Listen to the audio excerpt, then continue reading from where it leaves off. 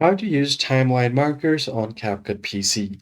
What is up, everybody? In this tutorial, I'm going to show you guys how you can easily use timeline markers to make your video editing project more efficient. So let's just jump right into the video. As you guys know, CapCut has added a new feature with colored timeline markers, which allows you to add different kind of notes and markers throughout your video editing project. So first of all, you're going to have to open up your CapCut PC and then create a new project. I'm just going to tap on it. It will open up a new editing window. Once that has been done, you can import any video that you want. So let me just import this random video here and then open it up. Once you open up the video, all you have to do is drag it to the timeline or tap on the plus icon to add to track. Once the video has been added to your track, all you have to do is move your player head to where you want to add your marker. And once you have done that, you have an option to add marker here. So there is also a keyboard shortcut. Either you can press this or you can press M on your keyboard. So let's say if I want to add another marker right here, I'm going to press M on my keyboard and it will automatically add the marker.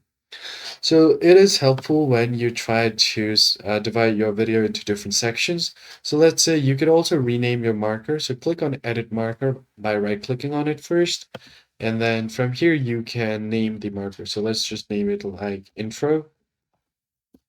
Then you also have an option to change colors. So you can do the green for the editing done part. You can do red for the review required or yellow for something like that. And then once you select your marker color, you can tap on done. Now, if you're working in a group project, it is also a good way to um, let your friends know or your fellow editors know that where you've added a marker, and it would be easier to separate different parts if you're working on a long edit. So go ahead and add a marker, and you can also name this. So let's just say right click on it, edit marker, and then let's just add music here. This is just a short note that you can leave here on the marker.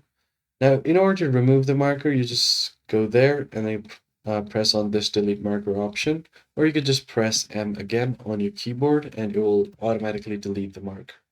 So click on delete and you should be good to go. That is it for this video, guys. I hope this tutorial was helpful to you. I'll catch you guys on the next one.